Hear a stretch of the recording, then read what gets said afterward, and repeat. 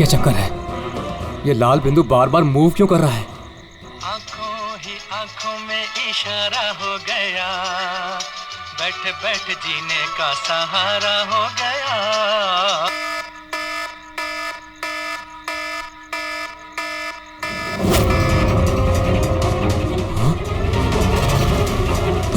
ये लाल बिंदु कहाँ गायब हो गया?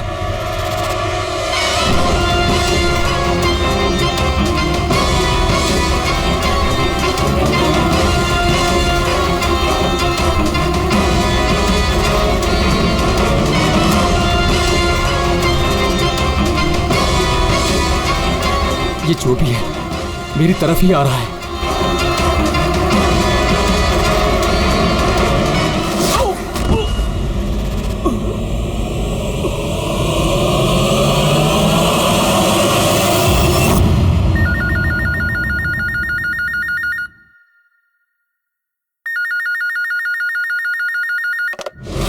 Hello, CID bureau. मैडम, मेरे दोस्त की मदद कीजिए, उसकी जान खतरे में है। जान खतरे में है? क्या हुआ आपके दोस्त को? मैडम, शशांक कल रात से गायब है, उसका कुछ भी अता पता नहीं है। आपने मिसिंग कंप्लेंट लिखवाई?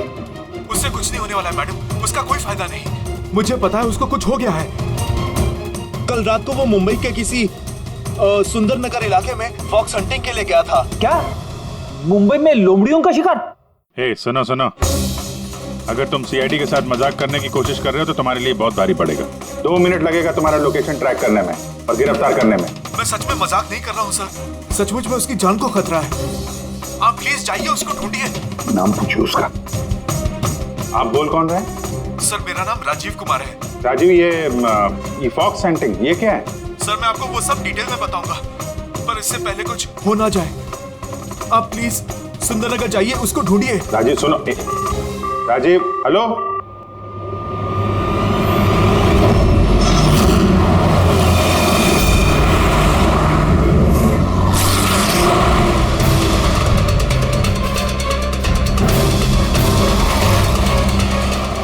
सर एक मिनट, वो गाड़ी पीछे बिल्डिंग में है sir.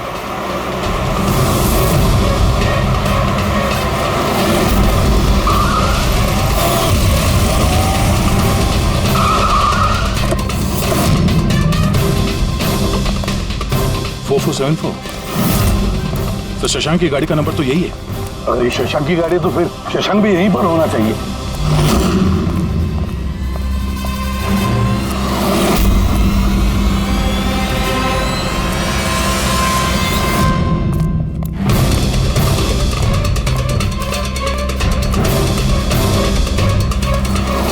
Oh my God,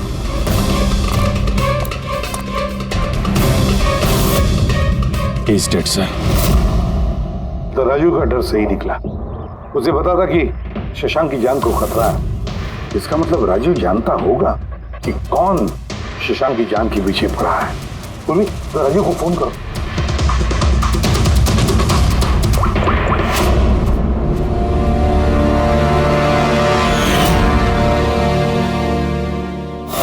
sir, दो गोलियों के शेल, .38 कैलिबर। सर, ये राजीव फोन नहीं उठा रहा है। सर कहीं इस राजीव की जान को भी खतरा तो नहीं है? सर एक बात समझ में नहीं आ रही सर। शहर के इस इलाके में कोई लोमड़ियों का शिकार करने क्यों आएगा? शिकारी खुद शिकार हो गया। मुझे तो यहाँ दूर दूर तक कोई भी लोमड़ी नजर नहीं आ रही है। रेडी पंकज, चुप रहो। ये फॉक्स हंटिंग सीक्रेट कोड है और इसका राज सिर्फ राजीव ही बता सकता है। राजीव के घर जाके पता लगाना पड़ेगा।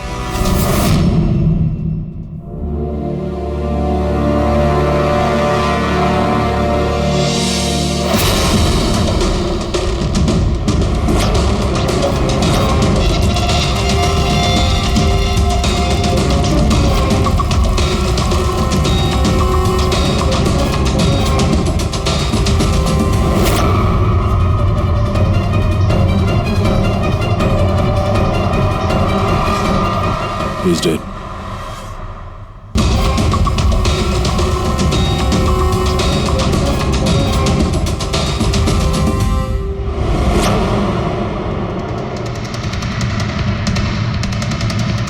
सर राजीव है सर।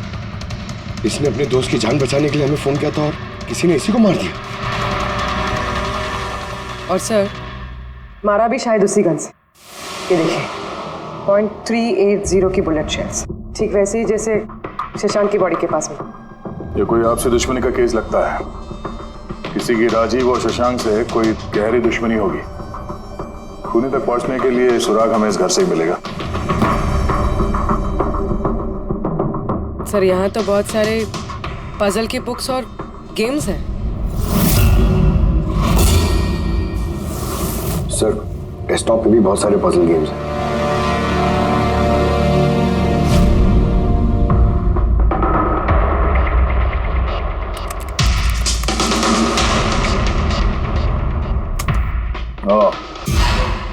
लगता है इस राजीव को पहेलियां सुलझाने का बहुत शौक था। ये देखो, उसके इस लैपटॉप पे ये पजल गेम का वेबसाइट खुला हुआ है।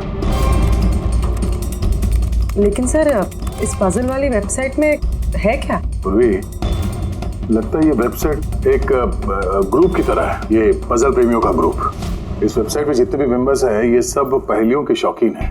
ये देखो, यहाँ पे ये पहेलियों के पिक्चर्स डाल रखे हैं और यहाँ पे ये अलग अलग तरह के पहेलियों के खेल के बारे में बात हो रही है। ये क्या? ये शशांक भी इस वेबसाइट का मेंबर था? अरे हाँ सर, लेकिन ज्यादा पुराना मेंबर नहीं था। इसने पिछले महीने ही वेबसाइट ज्वाइन की। सर इसका मतलब वो फॉक्स हंटिंग भी एक पहेली है जिसे सुलझा के ही हमें वो खूनी मिलेगा। हाँ पंकज, और लगता है कि फॉक्स हंटिंग की अगली कड़ी हमें इस शशांक के घर पे ही मिलेगी।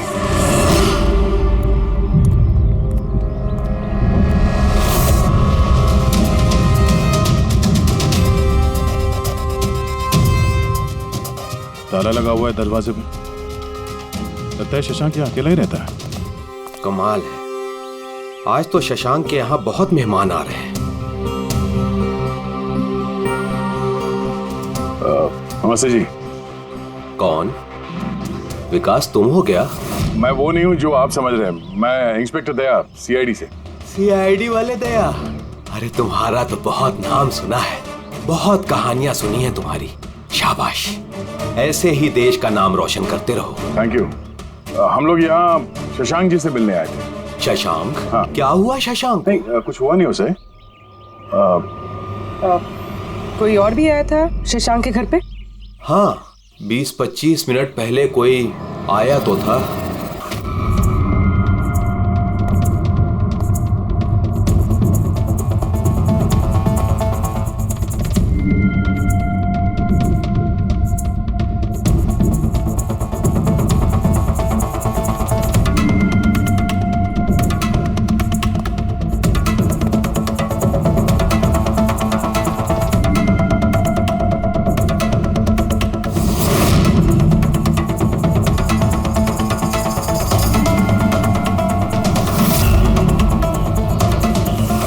इलेक्ट्रॉनिक गैजेट्स, ये इंस्ट्रक्शन मैनुअल्स, ये सब देखकर तो लगता है कि ये शशांक एक इंजीनियर था। किसी खास तरह के गैजेट के आविष्कार की कोशिश में लगा था ये। हाँ सर, यहाँ पर तो इतने सारे सर्किट बोर्ड्स और ये शॉर्ट वेव रेडियो भी है। ये देखिए।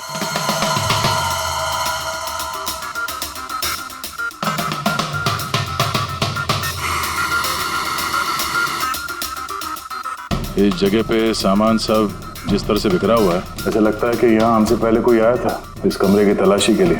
लगता है वो किसी खास चीज की तलाशी के लिए आया था। सर कहीं वो आदमी तो नहीं जिसके बारे में वो बता रहे थे कि हमसे पहले आया था? सर कहीं इस घर की चाबी तो नहीं है उसके पास? हो सकता है खूनी के पास शशांक के घर की चाबी हो सकती है, मुमकिन है। पर अहम सवाल ये है कि वो यहाँ ढूंढने क्या आया था, और जो चीज वो ढूंढने के लिए आया था वो उसे मिला है या नहीं। लेकिन सर यहाँ पर तो इतना सारा सामान है, हमें पता कैसे चलेगा कि कोई सामान गायब हुआ भी है या नहीं? पूरी पहले तो हमें ये पता करना होगा कि राजीव और शशांक की दोस्ती कितनी गहरी थी, और ऐसे किस चीज में ये लोग फंसे थे जिसकी वजह से इनकी जान चली गई। सर राजीव और शशांक की तो मौत हो चुकी, हमें कैसे पता चलेगा कि उनकी दोस्ती कितनी गहरी थी? पता चलेगा। पजल वाली वेबसाइट के बाकी के मेंबर से पता चलेगा। तो मतलब कभी तुम रोनी, आशीष और प्रकाश शशांक और राजीव के साथ वेबसाइट पर रेगुलरली बातें करते थे? जी एसीपी सर। क्या तुम लोगों को किसी पे शक है कि उसने इन दोनों का खून किया? मालूम नहीं सर। अच्छा ये तो मालूम होगा, ये फॉक्स हंटिंग क्या है? सर आपको फॉक्स हंटिंग के बारे में कैसे पता? जाहिर सी बात है, ये लोमड़ी का शिकार तो हो नहीं सकता। असली बात क्या है ये बताओ। सर मतलब समझाना इतना आसान नहीं है, ये एक लंबी कहानी है। शुरू करो कहानी। सर कुछ 1 महीने पहले ही शशांक हमारी वेबसाइट का मेंबर बना था, पर उसे हमारी तरफ पहेलियों का शौक नहीं था। तो फिर? सर दरअसल उसे अलग अलग तरह के गैजेट्स का शौक था और वो ये दावा करता था कि हमारे सामने एक ऐसी पहेली रखेगा जिसे हम कभी सुलझा नहीं पाएंगे। अच्छा, तो क्या थी वो पहेली? सर उसने खुद का एक शॉर्ट वेव रेडियो बनाया था और अलग अलग तरह के स्टेशंस को चेक करते करते वो एक खास तरह के स्टेशन पर पहुंचा, जिस स्टेशन का नाम था नंबर स्टेशन। Number station? ये इसका नाम तो कभी सुना नहीं। अच्छा, इस पे नए गाने आते हैं कि पुराने गाने आते हैं? अजीब बात तो यही थी सर, उस स्टेशन पर कोई गाने आते ही नहीं थे, सिर्फ और सिर्फ नंबर आते थे सर। ये कैसा रेडियो स्टेशन है जहाँ पे सिर्फ नंबर्स आते हैं? सर नंबर भी हर वक्त नहीं आया करते थे, उनके आने का भी खास दिन और खास वक्त हुआ करता था। सर लगता है नंबर्स के बहाने कोई किसी को खास मैसेज दे रहा है, सीक्रेट मैसेज। शशांक ने उनके कई ब्रॉडकास्ट सीजन रिकॉर्ड किए थे और हम लोगों से कहा था कि हम उन नंबरों के तोड़ निकालें ताकि पता चल सके क्या गुप्त संदेश भेजे जा रहे हैं। तो क्या तोड़ निकाला इन नंबर्स का? नहीं सर, उनका तो सर हम तोड़ नहीं निकाल पाए, मगर राजीव ने कुछ दिन पहले बताया था कि उसे इस वेबसाइट के नंबर्स का राज पता चल गया है। तो क्या राज था उन नंबर्स का? सर वो तो राजीव ने कभी हमें बताया नहीं सर। हाँ, पर बाद में राजीव और शशांक इस बारे में अकेले में बात करने लगे थे सर। देखो हम फॉक्स हंटिंग की बात कर रहे थे, वो बताओ। फॉक्स हंटिंग ट्रांसमीटर हंटिंग का ही दूसरा नाम है। Transmitter hunting? जब कोई एक खास तकनीक से रेडियो ट्रांसमीटर के लोकेशन को ट्रैक करने की कोशिश करता है तो उसे हमारी भाषा में फॉक्स हंटिंग बोलते हैं। मतलब शशांक जरूर इस नंबर स्टेशन की लोकेशन ढूंढने की कोशिश कर रहा होगा, और कोई तो था जो नहीं चाहता था कि शशांक को रेडियो स्टेशन पहुंचे, इसलिए उसने उसे मार दिया। आशीष, इन नंबर्स की रिकॉर्डिंग चाहिए हमें, सारी की सारी। तो ये है हमारी सीआईडी टीम। ये इंस्पेक्टर अभिजीत, इंस्पेक्टर सर, देश के सबसे जाबाज ऑफिसर्स को कौन नहीं जानता है? ये लोकेश है, लिंग्विस्टिक्स और मैथमेटिक्स का एक्सपर्ट। भाषा और संख्याओं का इतना ज्ञान है इनके पास जो शायद ही और किसी के पास हो। तो लोकेश जी क्या लगता है आपको, ये मोबाइल और इंटरनेट के जमाने में कोई नंबर स्टेशन का इस्तेमाल क्यों करेगा संदेश भेजने के लिए? अभिजीत, ये नंबर स्टेशन का इस्तेमाल बहुत पुराना है। इनफैक्ट सेकेंड वर्ल्ड वॉर में भी कई देश की सेनाएं ये तकनीक यूज करती थी अपने उन एजेंट्स तक पहुंचने के लिए जो दूसरे देशों में थे। हाँ, मानते हैं कि इस वक्त मोबाइल इंटरनेट का जमाना है, पर मोबाइल इंटरनेट से दिए गए मैसेजेस बहुत आसानी से ट्रेस हो सकते हैं। एग्जैक्टली, इसीलिए तो ये वही तरीका इस्तेमाल कर रहे हैं, सेकेंड वर्ल्ड वॉर वाला। अब लोकेश पता ये लगाना है कि इन संख्याओं के पीछे असली मैसेज क्या है। Sure sir. वैसे ये मैसेजेस कौन सी रेडियो फ्रीक्वेंसी पर आए थे? 3.22 नैनोहर्ट्ज।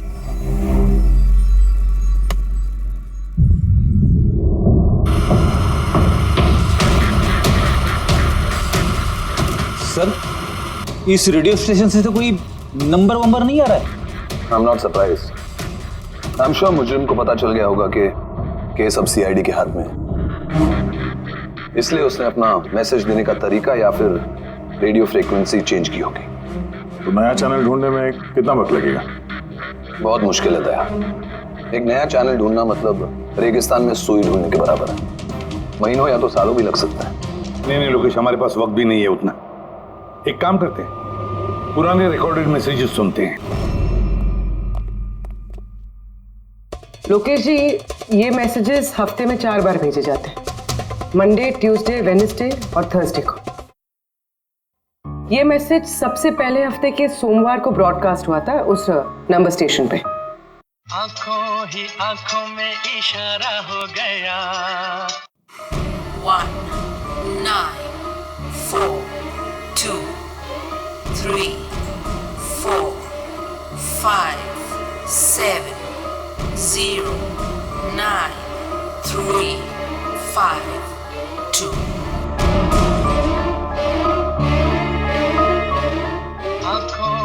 आंखों में इशारा हो गया 9 2 3 4 0 5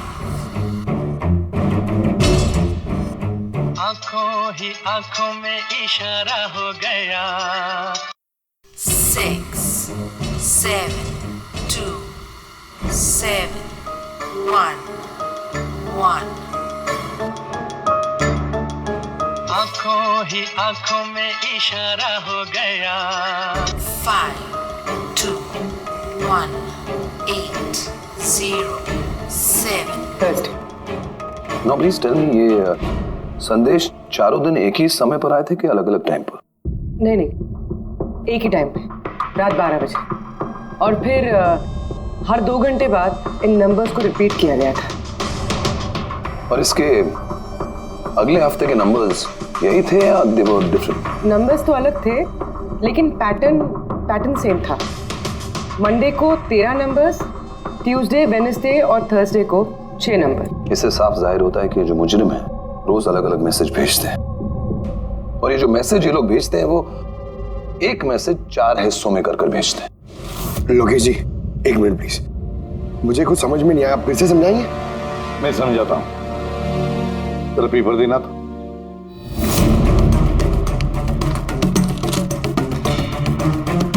मान लो ये पूरा कागज एक मैसेज है, एक, इसके हम 4 हिस्से करेंगे।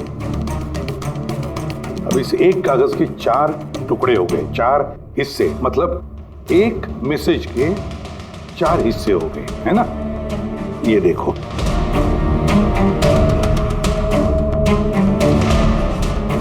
ये रहा मंडे का, ये रहा ट्यूसडे, वेडनेसडे और ये थर्सडे। तब ये सोमवार, मंगलवार, बुधवार और गुरुवार, ये 4 हिस्से जब एक होते तो एक पूरा मैसेज उनको मिलता था, है ना लोकेश? अभी नंबर्स को देखकर क्या लगता है तुम्हें, क्या मतलब है उसका? सर, ये नंबर्स के पीछे छुपा राज जानने के लिए मुझे वन टाइम पैड की जरूरत पड़ेगी। वन टाइम पैड ये क्या है? जैसा कि मैंने आपको बताया, ये टेक्निक वर्ल्ड वॉर 2 में यूज होती थी। उस वक्त हर एक देश अपने स्पाइस को एक वन टाइम पैड देता था, जिससे वो जो कोड्स हैं उनको डिसाइफर कर सके, जो सूचना है उसका मतलब निकाल सके। इसे कहते हैं वन टाइम पैड। तो राजीव और शशांक के हाथ भी ये वन टाइम पैड लग गया होगा, इसीलिए वो एक ऐसी पहेली तक पहुंच गए जो उनके लिए जानलेवा साबित हुई। ठीक है, इस राजीव और शशांक के घर जाके पता लगाना पड़ेगा इस वन टाइम पैड के बारे में।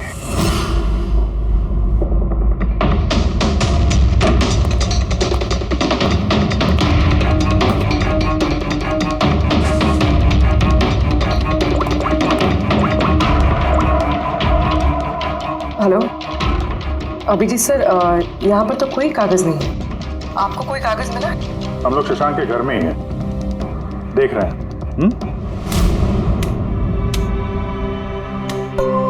कौन शशांक? कौन है यहाँ? आप आइए, पहचाना? इंस्पेक्टर दया। अच्छा, CID वाले दया। आप यहाँ कुछ काम था यहाँ? हाँ, वो शशांक मेरी इलेक्ट्रिक केतली लेकर आया था कुछ दिनों के लिए, वही लेने के लिए आया था।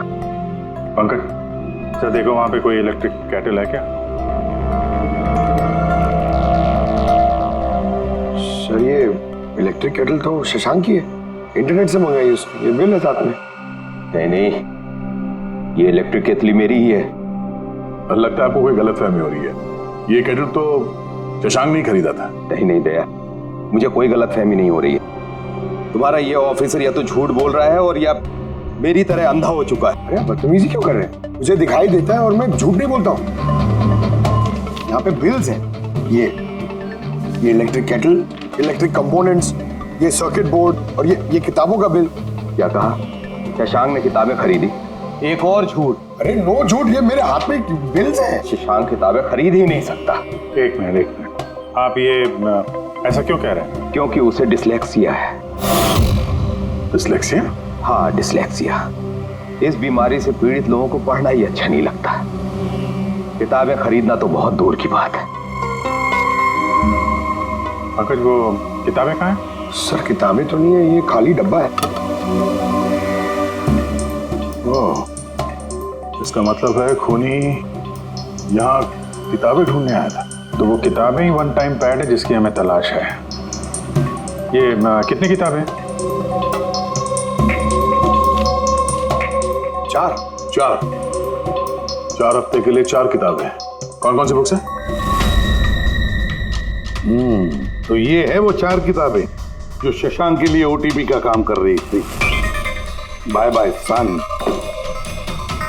High like a kite, the great cyber heist, stone age. और इन्हीं किताबों में वो मैसेजेस भी छुपे हैं जो मुजरिम एक दूसरे को भेज रहे थे। सर सोमवार को ये लोग 13 नंबर्स भेजते हैं। यानी इन 13 नंबर्स का मतलब इन किताबों से मालूम पड़ेगा? मालूम पड़ेगा नहीं पूर्वी, मालूम पड़ गया समझ लो। देखो, जैसे इंसानों की उंगलियों के निशान, फिंगरप्रिंट्स एक जैसे नहीं होते, किसी के भी एक जैसे नहीं होते, वैसे ही हर किताब का अपना एक ISB नंबर होता है, इंटरनेशनल स्टैंडर्ड बुक नंबर। वो 2 किताबों का एक जैसा हो ही नहीं सकता। और ISB नंबर 13 डिजिट का होता है। किताब के पीछे ये बारकोड देख रहे हो, इसके नीचे लिखा हुआ है। इसे किताब का बारकोड भी कह सकते हैं। वैसे ये नंबर दूसरे तीसरे पेज पे भी लिखा रहता है, ISB नंबर। सर मतलब इन ISB नंबर्स को इंटरनेट पे सर्च करके मुजरिम को सबसे पहले ये पता लगता है कि किताब कौन सी खरीदनी है। एग्जैक्टली। और फिर उस किताब के ISB नंबर से वो लोग अपना सीक्रेट मैसेज ढूंढ लेते हैं। तो जो पहले सोमवार को ISBN नंबर भेजा गया था सर, वो है ये 19423457099352। पूर्वी जरा चेक करो, इन 4 किताबों में से ये ISBN नंबर किसका है?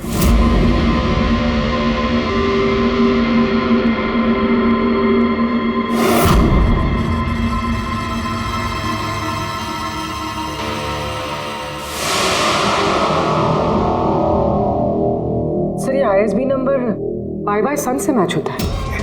अरे वाह सर, ये तो बहुत आसान है, इसे तो कोई भी समझ सकता है। एग्जैक्टली।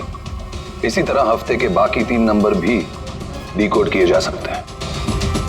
मतलब मंडे के दिन का तो उनको सीक्रेट मैसेज का पता चल ही गया, लेकिन बाकी 3 दिनों में किताब के पेज नंबर से, लाइन नंबर से और वर्ड नंबर से उन्हें मैसेज पता चल जाता।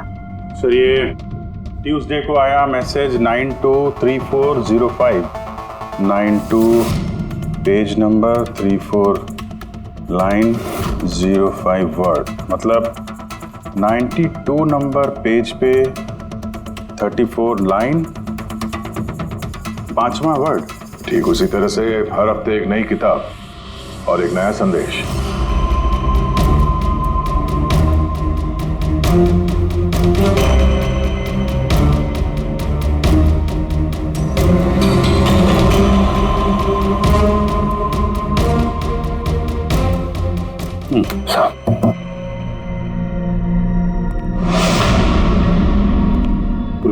सर पहले हफ्ते का क्या मैसेज है? सर इस बाय सन किताब से जो पहले हफ्ते का मैसेज है वो है kidnap money bags junior. Kidnap money bag.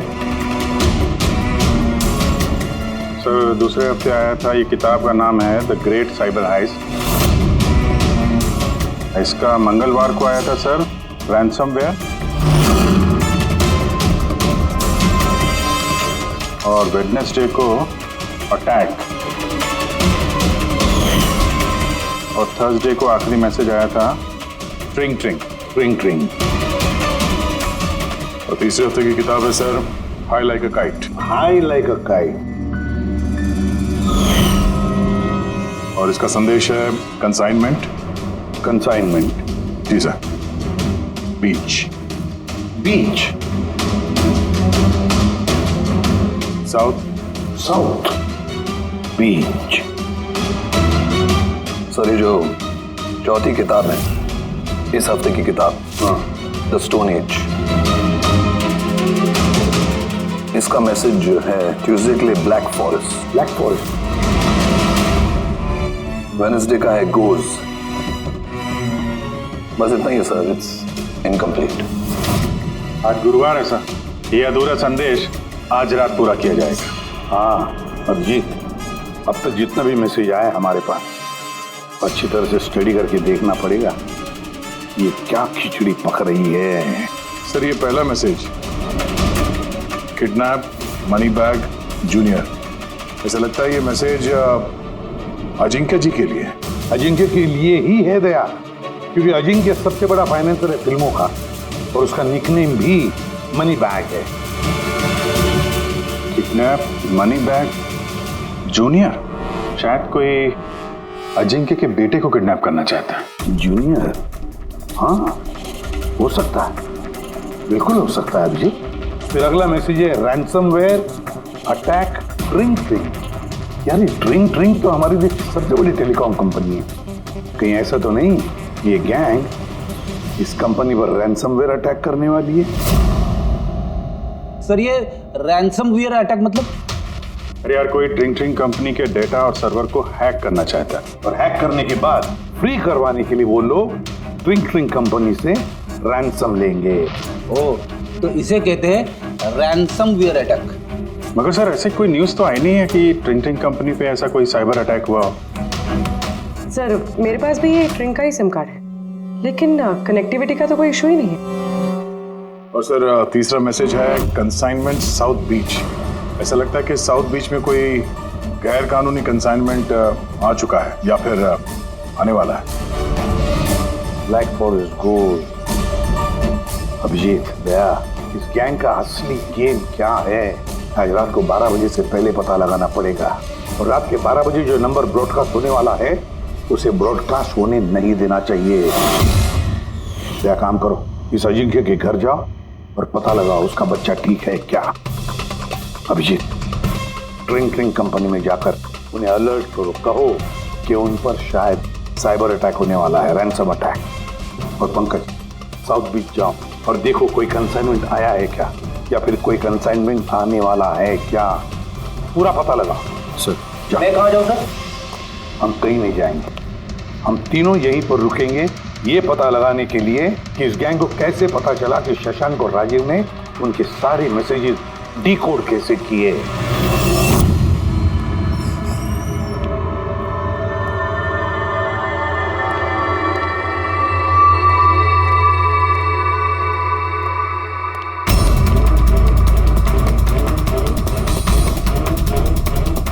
Personal files encrypted.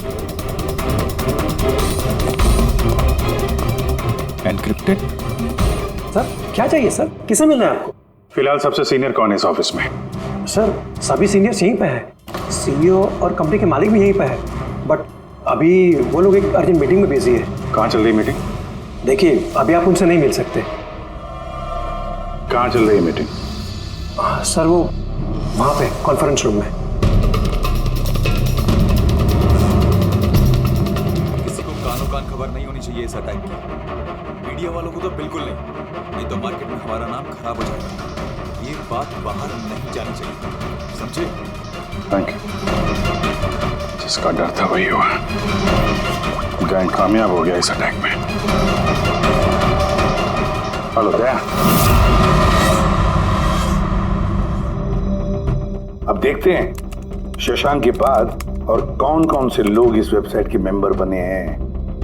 तो इनमें से कोई एक है जिसने शशांक के बारे में अपनी गैंग को पूरी इंफॉर्मेशन दी है। सर शशांक के साथ 2 लोग जुड़े इस वेबसाइट से, कवि और रोनी।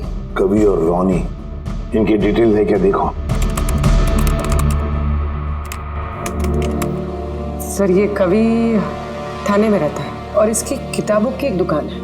कवि की किताबों की दुकान है तो फिर उसके लिए ISB नंबर, मेरा मतलब है इंटरनेशनल स्टैंडर्ड बुक नंबर का इंतजाम करना तो बाएं हाथ का खेल है। और ये रोनी वो क्या करता है? सर रोनी पुणे के कॉल सेंटर में काम करता है। जरूर इन दोनों में से कोई एक है जो शशांक और राजीव की मौत का जिम्मेदार है और वही अपनी गैंग की नई रेडियो फ्रीक्वेंसी भी जानता होगा। सर, अगर हमें इस गैंग की नई रेडियो फ्रीक्वेंसी का पता चल जाए तो एक पावरफुल ट्रांसमीटर से हम उनकी लोकेशन भी जान सकते हैं। लोकेशन रेडियो फ्रीक्वेंसी का बंदोबस्त हो जाएगा, मगर ये पावरफुल ट्रांसमीटर का क्या? सर, मेरे कुछ कनेक्शंस हैं, मैं उनसे बात करके हमारे लिए एक ट्रांसमीटर बनवा सकता हूँ। ग्रेट, तो फिर बनवाता। और फ्रेडी, दया को फोन करके पूछो अजिंक्य के बारे में क्या पता चला। आप कॉफी लेंगे? No thanks. वैसे ये आपके घर के बाहर इतनी सिक्योरिटी हमेशा रहती है या आज कुछ खास बात है? हाँ, ये सिक्योरिटी हमेशा रहती है। आप तो जानते ही हैं फैन लोगों को, कितनी बार ये घर के अंदर घुस आते हैं। क्या? नहीं, एक्टर्स के घर के बाहर फैन की भीड़ तो सुनी थी मैंने, मगर एक फाइनेंसर पहली बार सुन रहा हूँ। आपने यहाँ आने की वजह नहीं बताई? अरे हाँ, वो मैं आपके बेटे अजीत से मिलने आया हूँ। अजीत से? मगर क्यों? क्या उससे कोई गुनाह हो गया है? नहीं, बस एक रूटीन इंक्वायरी है। मतलब? सॉरी, मैं वो आपको नहीं बता सकता, मैं अजीत को बताऊंगा। अजीत की तबीयत ठीक नहीं है। तबीयत खराब है या वो किडनैप हो गया? किडनैप? What nonsense! देखिए अजिंक्य जी, उन अपराधियों के दबाव में आके आप सीआईडी से झूठ मत बोलिए। हमें खबर मिली है कि एक गैंग है जो आपके बेटे अजीत को किडनैप करना चाहती है। अजीत कहाँ है इस वक्त? वो घर पे ही है। मैं उसे देखना चाहता हूँ अभी। रामो,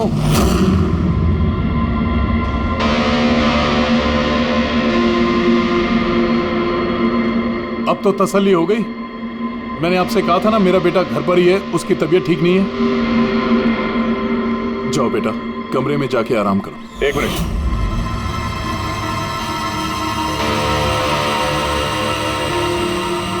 जरा कैप निकालना।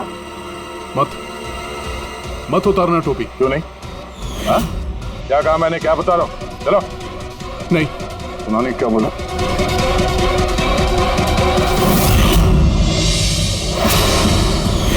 तो तुम्हारे कान को क्या हुआ? हाँ? क्या हुआ क्या ये? आपको इसकी जो किडनैपिंग की खबर मिली है वो बिल्कुल सच है, मगर अफसोस बहुत देर के बाद मिली। इसका किडनैप तो 3 हफ्ते पहले ही हो चुका था। 100 करोड़ रुपए देने पड़े मुझे उस किडनैपर को, मेरे बेटे की जान बचाने के लिए। और उन लोगों ने चोट पहुंचाई इसे? उन्होंने पहले ही इसका एक कान काट कर मुझे भेज दिया था और फोन करके कहा कि अगर मैं पुलिस को कुछ भी बताऊंगा तो मेरे बेटे की जान ले सकते हैं वो लोग। I am so sorry. आपके बेटे के साथ जो हुआ वो तो हम बदल नहीं सकते हैं, पर मैं आपसे वादा करता हूँ उन मुजरिमों ने जो किया है उसकी सजा उन्हें जरूर मिलेगी। भगवान के लिए ऐसा कुछ मत करना। अगर उनको पता चला कि मैंने सीआईडी को सब कुछ बता दिया तो मेरे बेटे की जान भी ले सकते हैं। ऐसा कुछ नहीं होगा, मगर आपको हमें पहले ही बता देना चाहिए था। क्या गारंटी है कि ये सब करने के बाद वो किसी और मासूम के साथ ऐसा कुछ नहीं करेंगे? हाँ?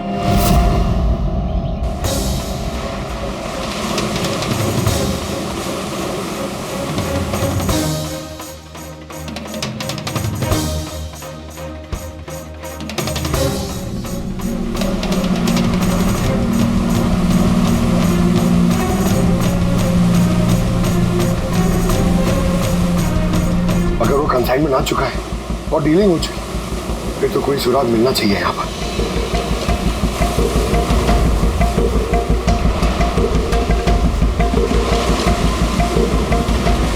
ये निशान कैसे? इन्हें देख के तो लगता है जैसे कि कोई बहुत भारी सामान या डब्बा घसीटा गया है। और कोई सामान तो यहाँ पे नहीं दिख रहा। शायद कंसाइनमेंट ही होगा।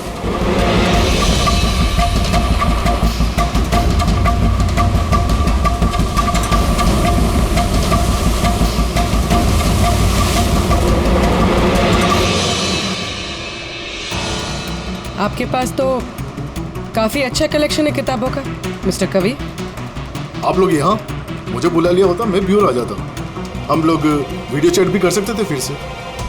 लगता है आपको हमारा यहाँ पर आना पसंद नहीं आया। जी नहीं, ऐसी बात नहीं है। क्या लेंगे आप लोग, चाय या ठंडा? चाय ठंडा तो बाद में ले लेंगे, फिलहाल तो हम लोग किताबें लेने आए हैं। मिलेगी? हाँ, क्यों नहीं। बोलिए कौन सी किताब चाहिए आपको? हमें 4 किताबें चाहिए। Bye bye son, the great cyber heist, high like a kite और स्टोन एज। क्या हुआ? किताबों का नाम सुन के नानी याद आ गई? अरे कोई अपने दुकान से इस तरह भागता है भला? मैडम वो लोग बहुत खतरनाक लोग हैं मैडम, वो मुझे मार देंगे। अगर सच नहीं बोलोगे तो फांसी पे चढ़ोगे, शशांक और राजीव के खून के जुर्म। नहीं, मैंने उनका खून नहीं किया, मुझे तो बस उन पर नजर रखने के लिए कहा गया था। किसने कहा था नजर रखने के लिए? कवि! कवि! हाँ, कवि! 6.21 नैनोहर्ट्ज। क्या? लेकिन कवि 6.21 नैनोहर्ट्ज। अब इससे पहले कि इस हफ्ते का आखिरी संदेश वो लोग भेजे और एक जुर्म करें, हमें इस गैंग को रोकना होगा। और सर, जितने भी जुर्म इस गैंग ने किए हैं सब के सब वीकेंड में किए हैं, शुक्रवार, शनिवार, रविवार। हाँ, मतलब गुरुवार के दिन आखिरी संदेश आ जाएगा और फिर फ्राइडे और सैटरडे, शुक्रवार और शनिवार के दिन वो लोग जुर्म कर देंगे। और सर, जुर्म सिर्फ एक तरीके का नहीं है, अलग अलग तरह का। ये kidnapping, cyber extortion. Sir forensic lab से आ रहा हूँ। डॉक्टर सालुंके को रेत से कोकेन की ट्रेसेस मिले सर। माय गॉड, बीच में ड्रग स्मगलिंग चल रही। न जाने किन किन गुनाहों से जुड़ी हुई है ये गैंग। देश की सुरक्षा को ध्यान में रखते हुए हमें इस गैंग को जल्द से जल्द खत्म करना ही होगा। Sir, transmitter 6.21 nanohertz, right? 6.21 nanohertz. तो हम इस गैंग के रेडियो फ्रीक्वेंसी तक पहुंच सकते हैं। अब आएगा मजा, अब हम फॉक्स हंटिंग करेंगे।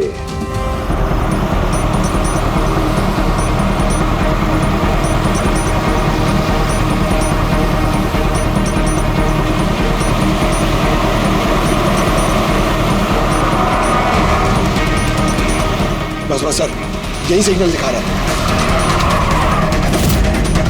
सर। बस ये रेड डॉट मिल जाए। देखो रेड डॉट कहां पे है।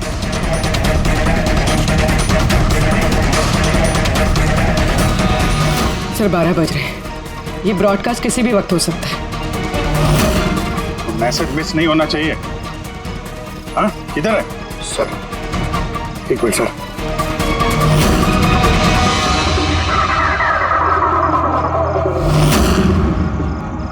सर हाँ, एक मिनट सर, इधर है सर। आंखों ही आंखों में इशारा हो गया। 9, 2, 2, 3, 0, 9.